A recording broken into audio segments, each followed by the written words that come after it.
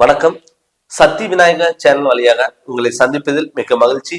ஜெகதீஸ்வரனின் அன்பு நேயர்களுக்கு என் அன்பான வணக்கங்கள். நம்ம இந்த வீடியோல என்ன பார்க்க போறோம்னு பாத்தீங்கன்னா, மார்ச் மாதம் ரிஷப ராசி பலன்களை நம்ம பார்க்க போறோங்க.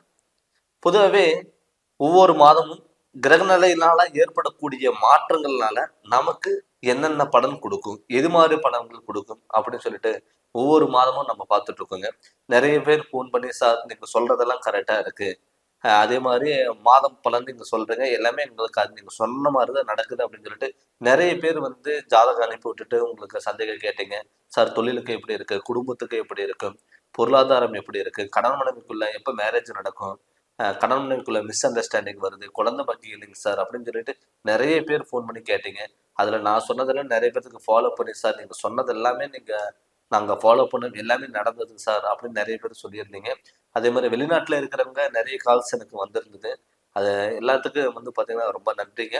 அது மட்டும் இல்லாமல் இப்போ இந்த ரிஷப ராசிக்கு மார்ச் மாதம் அந்த கிரகநிலையினால ஏற்படக்கூடிய மாற்றங்களால நமக்கு என்ன பலன் கொடுக்கும் அப்படின்னு சொல்லி நம்ம பார்க்க போறோங்க. பொதுவே ரிஷப ராசியோட அதிபதி சுக்கிர பகவான். எப்பவுமே சுக்கிரங்கிறது ஒரு கலை, ஒரு தெளிவு, அதே மாதிரி ஆடம்பரம், இது எல்லாமே இருக்கக்கூடிய ஒரு ராசி எதுனா ரிஷப ராசி. இப்ப இந்த ரிஷப ராசியில உங்க ராசிக்கு 11ஆம் இடத்துல லாபஸ்தானத்துல பாத்தீங்கன்னா சுக்கிர பகவான் உங்க ராசிநாதன் உச்சம் பெறாரு. ஆல்ரெடி உங்க ராசியில குரு பகவான் இருக்காரு. எப்பவுமே சுக்கிரனும் குருக்கும் ஆகாது. ஆனா இந்த மாதத்துல பாத்தீங்கன்னா இந்த சுக்கிரனும் குரு பரிவர்த்தனை யோகம் பெற்றிருக்கு.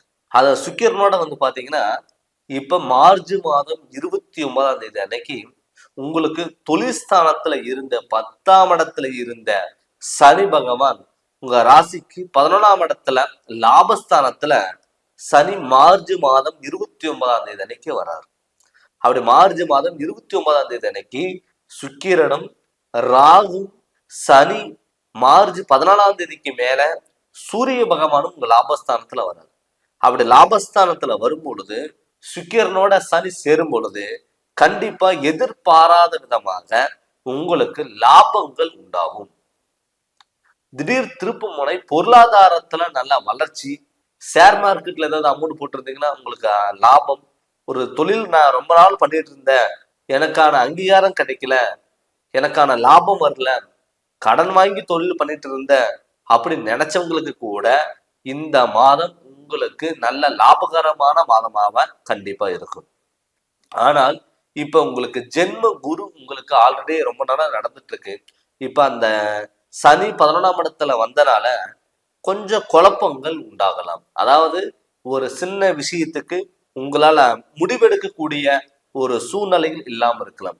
சார் நான் மற்றவங்களுக்கு ஒரு பெரிய பிரச்சனைன்னா நான் முன்னாடி போய் நின்று சரி பண்றேன், இதே எனக்கு ஒரு சின்ன ப்ராப்ளமா இருக்குங்க, அது என்னால சரி பண்ண முடியல அப்படின்னு சொல்லி வருத்தப்பட்டவங்களுக்கு இப்ப இந்த காலகட்டம் கண்டிப்பா உங்களுக்கு நல்லா இருக்கும்.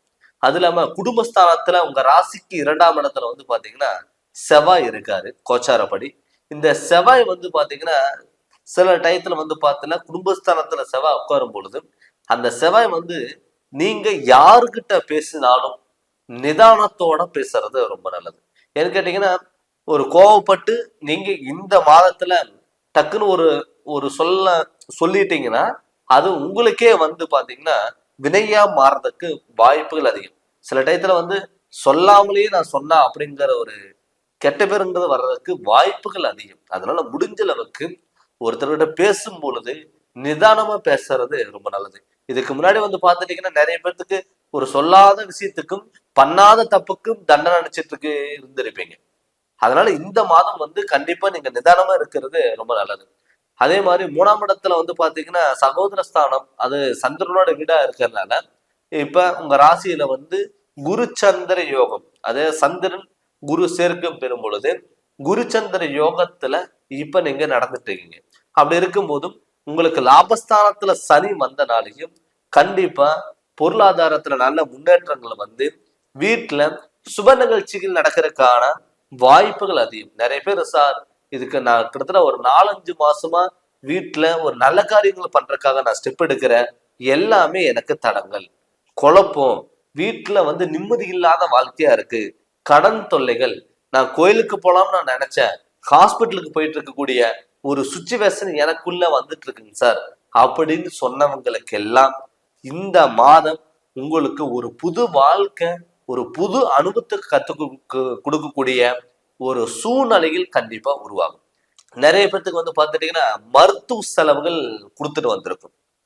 உங்களுக்கு நல்லா இருந்தா வீட்டுல மத்தவங்களுக்கு யாருக்காவது உடம்பு சரியில்லாம போகலாம், அப்பாவுக்கு உடம்பு சரியில்லாம போயிருக்கலாம், அம்மாவுக்கு உடம்பு சரியில்லாம போயிருக்கலாம், மாத்தி மாத்தி யாருக்காவது ஒருத்தருக்கு ஹாஸ்பிட்டல்ல செலவு விரயங்கள் வச்சிருக்கலாம். சார் நான் கோயிலுக்கு போலாம்னு நினைச்சேன், ஹாஸ்பிட்டல் கடன் வாங்கி கொண்டு போய் ஹாஸ்பிட்டல் கொடுத்து நான் செலவு பண்ணிட்டு வந்தேன் அப்படின்னு நினைச்சவங்களுக்கு எல்லாம் இந்த மாதம் மருத்துவ செலவுகள் வந்து உங்களுக்கு கம்மியாகிறதுக்கான வாய்ப்புகள் வந்து அதிகம். அதனால நீங்க பயப்பட வேண்டிய தேவையில்லை. அதே மாதிரி வெளியூர் பயணங்கள், வெளிநாடு பயணங்கள் நம்ம போகலாமா? இப்ப நமக்கு வந்து லாபஸ்தானத்துல சனி உட்கார்ந்துருக்கு, 10ல் இத்தனை நாளா சனி இருந்தனால என்னால ஒரு நிரந்தரமான தொழில் இல்ல, எனக்கு நிரந்தரமான தொழில் இல்ல. 10ல் சனி உட்காரும் போது அடிமை தொழில், ஒரு நிரந்தரமில்லாத தொழில். ஒரு இடத்துல நீங்க வேலை செஞ்சீங்கன்னா ஒரு 6 மாசம் வரைக்கும் நல்லா இருக்கும். அதுக்கப்புறம் அந்த இடத்த விட்டு மாற்ற வேண்டிய சுச்சுவேஷன் வந்திருக்கும். இடம் விட்டு இடம், தாவு பறக்கத பார்த்துருப்பீங்க. நம்மளால நிலையா ஒரு இடத்துல உட்கார முடியலையே. நல்ல வேலை செய்வீங்க, ஆனா அதுக்கான வந்து உங்களுக்கு ஒரு அங்கீகாரமும் ஒரு பலனும் உங்களுக்கு கிடைச்சிருக்காது.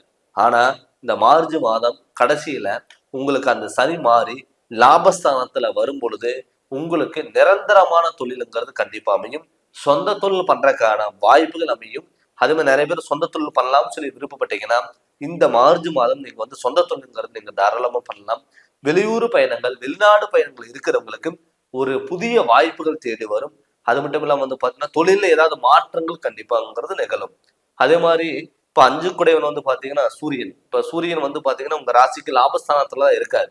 அப்படி இருக்கும் பொழுது உங்களுக்கு வந்து இந்த காலகட்டத்துல நீங்க ஏதாவது வந்து ஒரு சுப விரயங்கள், ஒரு வீடு கட்டுறது, இடம் வாங்குறது, பழைய வீடு ஆல்ட்ரேஷன் பண்றது, திருமணம் பண்றது, இது மாதிரி சுப விஷயங்கள் நீங்க ஏதாவது பண்றதுக்காக நீங்க ஸ்டெப் எடுக்கலாம். அப்படி எடுக்கும் பொழுது கண்டிப்பா உங்களுக்கு நல்லா இருக்கும். ஏன்னு கேட்டீங்கன்னா கன்னிராசியில கேது உட்கார்ந்து இருந்தாலுமே கூட உங்களுக்கு நல்லது பண்ணுவாரு. ஏன்னு கேட்டீங்கன்னா உங்க ராசியில இருந்து குரு உங்க கன்னி ராசியை கேதுவா பாக்குறாரு. அப்படி கேதுவை பார்க்கும் பொழுது உங்களுக்கு தேவையில்லாத விரயங்கள் கொடுத்தாலும் கூட அது சுப விரயமா மாத்த வரக்கூடிய ஒரு குரு பகவான் இருக்காரு. அதனால நீங்க பயப்பட வேண்டிய அவசியங்கிறது இல்லை. அதனால நீங்க ஏதாவது சுப நிகழ்ச்சிகளுக்கான ஸ்டெப் எடுத்தீங்கன்னா கண்டிப்பா நீங்க எடுக்கலாம். புதிய வாகனங்கள் இல்ல புதிய ஒரு பழைய வாகனங்கள் இருக்கு, கார் இருக்கு, அது கொடுத்துட்டு நம்ம ஏதாவது புதுசா ஏதாவது வாங்கலாம் நீங்க நினைச்சீங்கனாலும் கூட தாராளமா நீங்க வாங்கலாம். அப்படி வாங்கும் பொழுது உங்களுக்கு நல்ல மாற்றங்கள் வரும், திடீர் அதிர்ஷ்டங்கள் உங்களுக்கு தேடி கொடுக்கும். இந்த மாதம் உங்களுக்கு ஒரு பொற்காலமான மாதமா கண்டிப்பா இருக்கும். பட் இது வந்து நம்ம பொது பலனா நம்ம பார்த்துட்டு இருக்குங்க. உங்களுடைய சுயஜாதகத்துல நடக்கக்கூடிய திசாபுத்திகள் உங்களுக்கு நல்லா இருந்ததுன்னா கண்டிப்பா உங்களுக்கு நல்லா இருக்கும். அதனால உங்களுடைய முழு ஜாதகம் நீங்க பார்க்கணும்னு சொல்லி விருப்பப்பட்டீங்கன்னா என்னுடைய ஃபோன் நம்பருக்கு ஃபோன் பண்ணி கன்சல்டிங் வாங்குங்க. கண்டிப்பா உங்களுக்கு நல்ல விளக்கங்கிறத நான் தரேங்க. இந்த சேனல் நீங்க ஃபர்ஸ்ட் டைம் பார்க்குற மாதிரி தான் சப்ஸ்கிரைப் பண்ணுங்க, பெல் பட்டனை டச் பண்ணுங்க, உங்க நண்பர்களுக்கும் ஷேர் பண்ணுங்க. நன்றி, வணக்கம்.